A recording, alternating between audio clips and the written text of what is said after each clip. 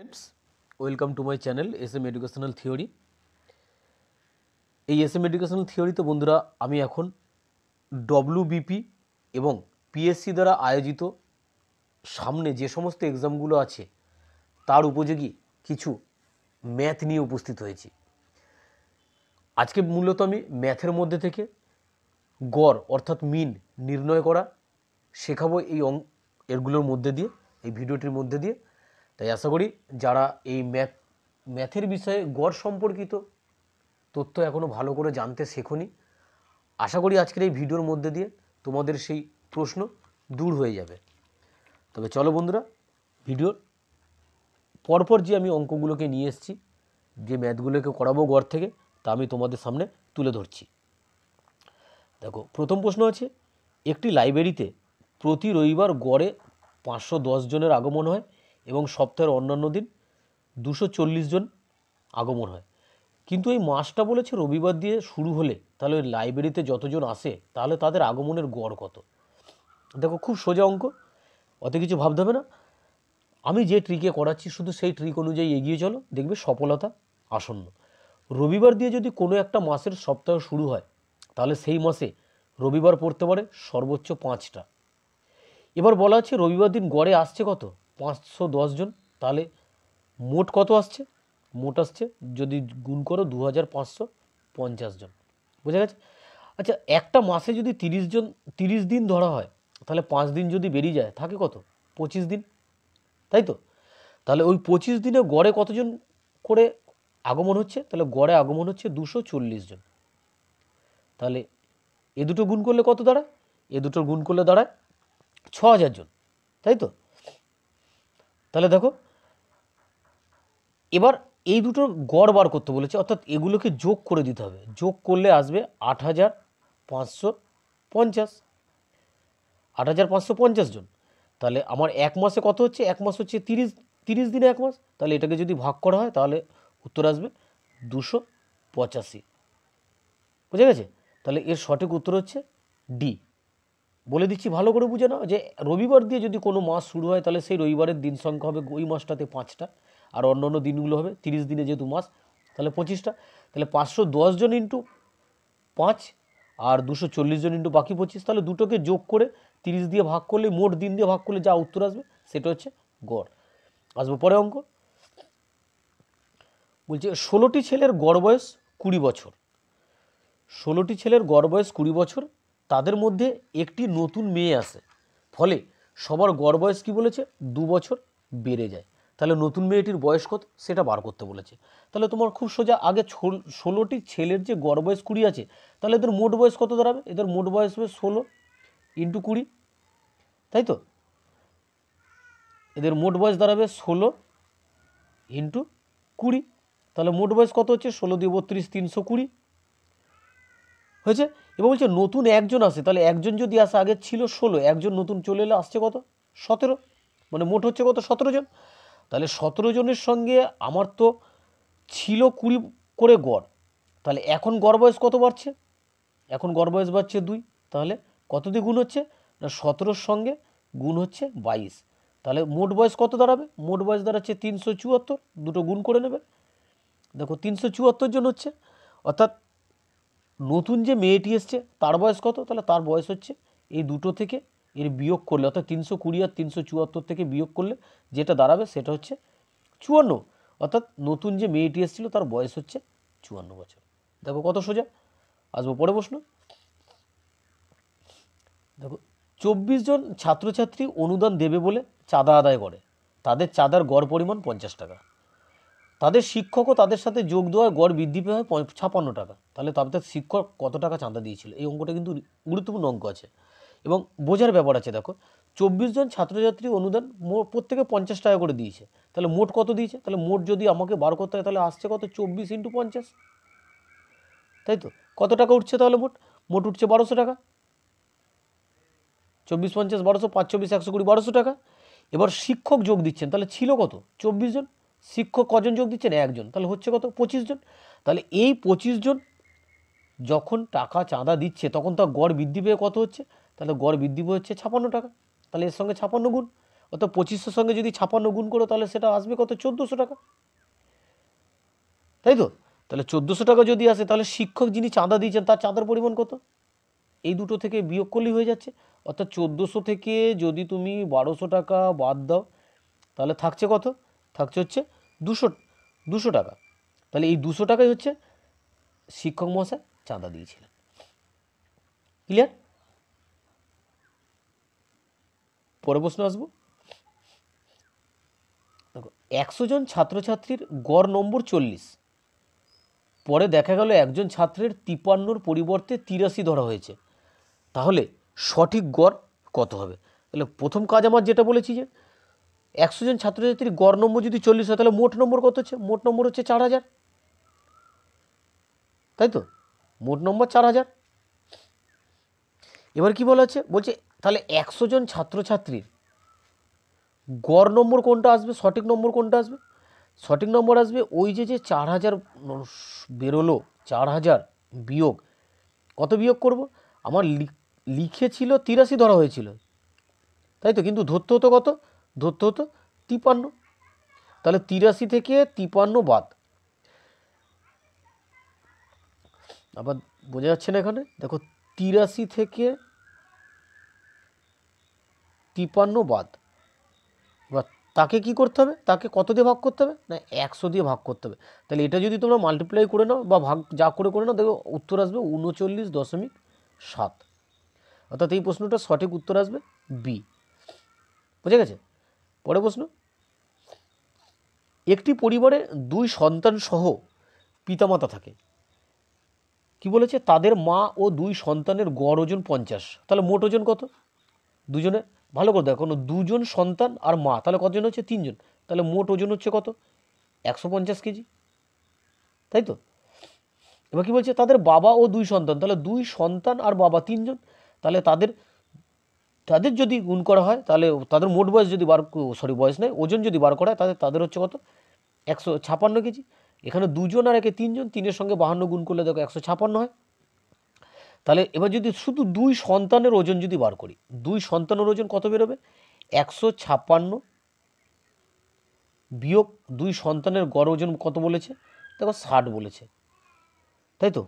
মানে 2 সন্তানের ওজন, অর্থাৎ এই 156 মানে বাবার বয়স, মোট 3 জনের বয়স থেকে যদি সন্তানদের বয়স বাদ দেওয়া হয় তাহলে সেটা হচ্ছে কার বয়স? 2 সন্তানের মোট বয়স হচ্ছে 96 কেজি। এবার এই 96 কেজি, তাহলে মায়ের ওজন কত? তাহলে মায়ের ওজন হচ্ছে, যেহেতু ওখানে গড় বেরিয়েছিল 150 থেকে এখানে 96 যদি বাদ দিয়ে দাও তাহলে সেটা হচ্ছে কিন্তু বন্ধুরা সঠিক উত্তর। অর্থাৎ সঠিক উত্তর হচ্ছে 54 বছর। পরের প্রশ্ন, 12 জন ছাত্রের গড় বয়স 14 বছর, তাহলে মোট বয়স বার করে নাও। মোট বয়স কত আসবে? 12 জন ছাত্রের মোট বয়স, তাহলে 12 ইন্টু 14, তাহলে মোট বয়স হচ্ছে কত?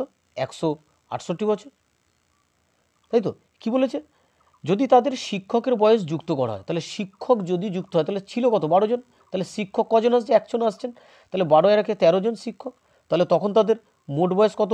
কি বলেছে? যে মোট বয়স বের হয় 15, অর্থাৎ তখন 15 দিয়ে গুণ, তাই তো? তাহলে কত দাঁড়াচ্ছে? 195। তাহলে এ দুটোকে যদি বিয়োগ করে দাও তাহলে আসবে কত? 27। তাহলে সেই 27 বছরই হচ্ছে এখানে কিন্তু শিক্ষকের বয়স। বুঝে গেছে? 27 বছর হচ্ছে শিক্ষকের। আসবো পরে প্রশ্নে,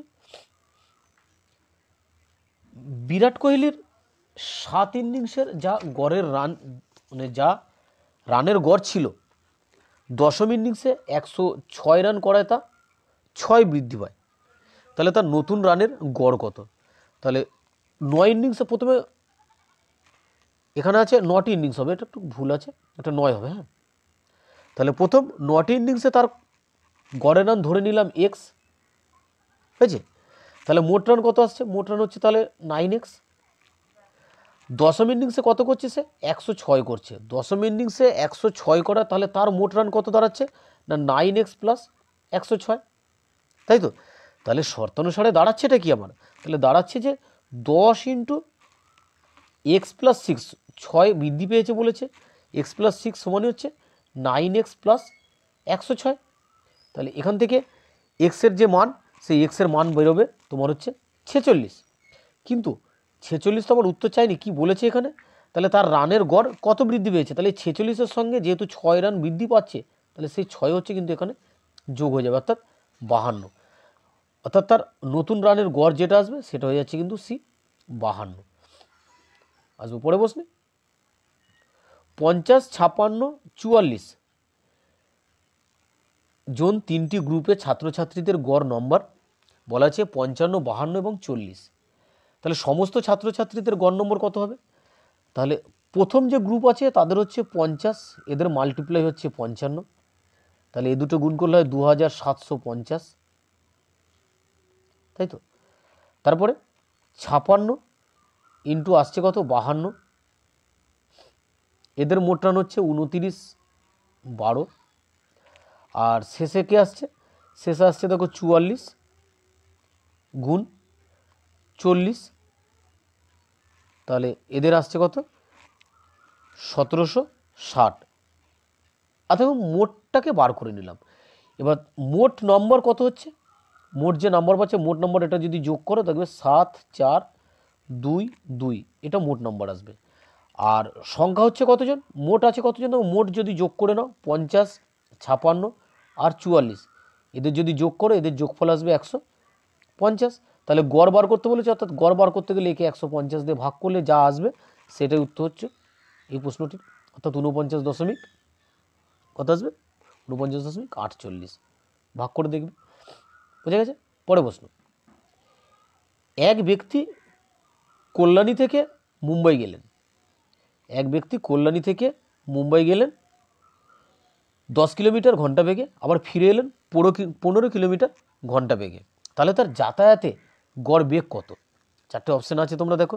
তাহলে যাতায়াতের গড় বেগ যদি বার করতে হয়, আমরা জানি গড় বেগ বার করার নিয়ম হচ্ছে যে দুটো জায়গায় যত কিলোমিটার বেগে যাচ্ছে তার দুটো গুণ, এবং ওই দুটোকেই ওই দুটো সংখ্যা দিয়ে যোগ করে তার ভাগফল। কিন্তু কথাটা হচ্ছে এখানে এটা করলে উত্তরটা আসবে না, সে একবার গেছে আবার ফিরে এসছে, তাহলে তার যাতায়াতে কবার হলো 2বার, তাহলে এর সঙ্গে 2 দিয়ে গুণ করতে হবে, বুঝা গেছে।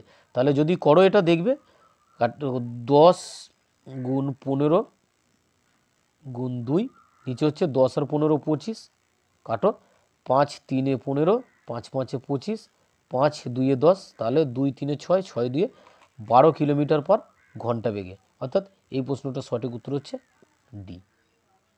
এই দুইটা কোথা থেকে এলো, এই দুইটা এলো না, সে 2বার, অর্থাৎ একবার গেছে একবার ফিরে এসেছে। পরে প্রশ্ন। 25টি সংখ্যার গড় 36, তাদের মধ্যে 13টির গড় 32 এবং শেষ 13টির গড় হচ্ছে 40, তাহলে 13তম সংখ্যাটি কত বার করতে বলেছে। তাহলে 13তম সংখ্যা বার করার নিয়ম হচ্ছে যে প্রথমে কত আছে 13টির সঙ্গে কি বলেছে 32, প্রথম 13টি হচ্ছে 32, অর্থাৎ এই দুটো গুণ করে দিলাম। এর সঙ্গে যোগ করব কত, এর সঙ্গে যোগ করতে হবে আমাকে পরের 13টি, অর্থাৎ 13 ইন্টু 40।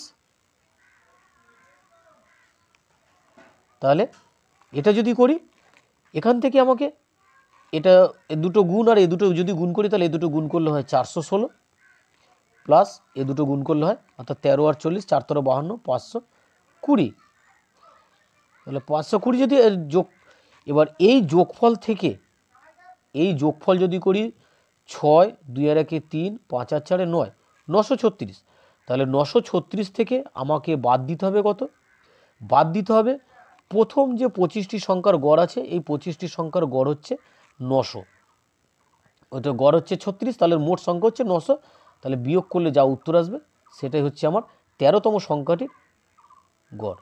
সরি, এটা নয়, তাহলে 13তম সংখ্যাটির গড় 36 বেরোলো, 36 হচ্ছে এ হচ্ছে সঠিক উত্তর। আসবো পরে প্রশ্নে। একটি গাড়ি প্রথম ঘন্টায় 60 কিলোমিটার, দ্বিতীয় ঘন্টায় 55 কিলোমিটার এবং তৃতীয় ঘন্টায় 70 কিলোমিটার যায়, তাহলে তার গড় বেগ কত? খুব সোজা বন্ধুরা, একটা গাড়ি বলেছে প্রথম ঘন্টায় 60 যাচ্ছে, দ্বিতীয় ঘন্টায় 70 কিলোমিটার যাচ্ছে, আর দ্বিতীয়টা 65, তৃতীয়টা 70, তাহলে গড় বেগ বার করার নিয়ম হচ্ছে এই যে তিনটে দূরত্ব আছে 60, 65 আর 70, একে যোগ করে 3 দিয়ে ভাগ করে দিলে আমার গড় পেয়ে যাব, অর্থাৎ এদের যদি যোগ করি তাহলে যোগ করে আসছে 195, একে 3 দিয়ে ভাগ করলে হচ্ছে 65, অর্থাৎ গড় গতিবেগ হচ্ছে 65 কিলোমিটার পার ঘন্টা। পরের প্রশ্ন, 8টি সংখ্যার গড় 63, তাহলে 8টি সংখ্যার গড় যদি 63 হয়, মোট মোট বার করে নেব 63 ইন্টু 8 হয়েছে। কি বলেছে, সেখান থেকে একটি সংখ্যা বাদ দেওয়া হলো, তাহলে সেখান থেকে যদি একটি সংখ্যা বাদ দেওয়া থাকে 7টি সংখ্যা, তাহলে 7টি সংখ্যা যদি থাকে তাহলে তার গড় হচ্ছে কত 58, তাহলে মোট কত বেরিয়ে গেল আমার, দেখো মোট এটা হচ্ছে 504 আর এটা হচ্ছে কত 406। কি বলেছে যে সেই সংখ্যাটি বাদ দেওয়া হলো, তাহলে বাদ যদি দিয়ে দাও এই দুটো বাদ দাও, বাদ দিয়ে দিলে কত পড়ে থাকে 98, তাহলে বাদ দেওয়া যে সংখ্যাটি হচ্ছে সেই সংখ্যাটি হচ্ছে 98। পরের প্রশ্ন, রাকেশ ও মোহনের গড় বয়স 15 বছর, রাকেশ ও মোহনের গড় বয়স 15 বছর, তাহলে মোট বয়স কত, মোট বয়স হচ্ছে 30 বছর। আচ্ছা, মোহন ও রমেশের গড় বয়স 12 বছর, তাহলে তাদের মোট বয়স কত, 12 দিয়ে 24 বছর। আচ্ছা, রাকেশ ও রমেশের গড় বয়স 13 বছর, তাহলে তাদের মোট বয়স 26 বছর। তাহলে এদের গড় বয়স বার করতে বলেছে, গড় বয়স বার করার নিয়ম হচ্ছে এদের তিনটেকে যোগ করে ভাগ করতে হবে। আচ্ছা, প্রত্যেকটা ক্ষেত্রে দেখো এখানেও রাকেশ আছে, দুবার রাকেশ আছে, দুবার মোহন আছে, দুবার রমেশ আছে, তাহলে আগে এদের যোগফল বার করে নিচ্ছি, আমার দাঁড়াচ্ছে কত 80, প্রত্যেকে 2 দিয়ে আছে, তাই 2 বিয়োগ করলে আসছে, ভাগ করলে আসছে কত 40। এবার 40 আছে, কার বয়স বার করতে বলেছে, দেখো মোহনের বয়স বার করতে বলেছে, তাহলে মোহনের বয়স কত হবে, মোহন কার সঙ্গে আছে দেখো হচ্ছে মোহনের, তাহলে 40 থেকে কত বাদ যাবে 26, রাকেশ আর মোহন, তাহলে 40 থেকে বাদ দিয়ে দাও, কত বাদ যাবে এখানে 26 বাদ যাবে, অর্থাৎ 26 বাদ গেলে আসছে কত 14 বছর। তাহলে এই প্রশ্নটির সঠিক উত্তর হচ্ছে 14 বছর। পরের প্রশ্ন, 16টি সংখ্যার গড় 8, যদি তার সঙ্গে 2 যোগ করা হয় তাহলে সংখ্যাগুলির নতুন গড় কত হবে। এটা খুব সোজা, দেখো 16টি সংখ্যার গড় বলেছে 8, তাহলে 2 যোগ করতে বলেছে, সিম্পল 8 যোগ 2 করে দাও না, 8 আর 2 কত হচ্ছে, যোগ করলে 10, তাহলে এটাই হচ্ছে আমার সঠিক উত্তর। আমাকে কিছু অন্য কিছু বলেনি, প্রশ্নটার মধ্যেই দেখো যে 16টি সংখ্যার গড় যা বার করতে বলেছে 8 হচ্ছে, কিন্তু 2 যদি যোগ করা হয় তাহলে গড়ের সঙ্গে 2 যোগ করলে কত আসবে 10 আসবে। আজকে লাস্ট প্রশ্ন, দেখো সচিন টেন্ডুলকর এর 11টি ইনিংসে একটি নির্দিষ্ট গড় রান রয়েছে, 12তম ইনিংসে 120 রান করলেন এবং ফলে তার গড় 5 রান বৃদ্ধি পেল, তাহলে নতুন গড় রান তার কত। তাহলে আমি প্রথমে ধরে নিই 11টি ইনিংসে তার গড় রান ছিল কত এক্স হয়েছে, তাহলে মোট রান কত হচ্ছে 11x। আচ্ছা, প্রশ্ন অনুসারে কী দাঁড়ায় 11x প্লাস কত হচ্ছে 120 রান সে করেছে, 120 রান করার ফলে তার গড় রান কত বৃদ্ধি পেয়েছে, গড় রান বৃদ্ধি পেয়েছে 5। আচ্ছা, তাহলে 12তম ইনিংসে হচ্ছে কত গড় রান বৃদ্ধি পাচ্ছে x + 5, তাই তো। তাহলে এখান থেকে এক্সের মান বার করবে, এক্সের মান বেরিয়ে যাবে দেখবে 60, আর যেহেতু রান বৃদ্ধি পেয়েছে 5, তাহলে এর সঙ্গে 5 আমার অ্যাড হবে, অর্থাৎ হচ্ছে কত 65। তাহলে এই প্রশ্নটার সঠিক উত্তর হচ্ছে 15 এ। তো বন্ধুরা, এই ছিল আজকে মোট 15টি প্রশ্ন। আশা করি ভিডিওটি তোমাদের ভালো লেগেছে এবং তোমরা এখান থেকে তোমাদের অজানা তথ্যগুলো জানতে পারবে। তাই বন্ধুরা, ভিডিওটি শেষ করার আগে বরাবর মতনই তোমাদের কাছে রিকোয়েস্ট করছি, যারা আমার এই চ্যানেলটি নতুন আছো অবশ্যই সাবস্ক্রাইব করে নিয়ে আমার সঙ্গে থাকো। ধন্যবাদ বন্ধুরা।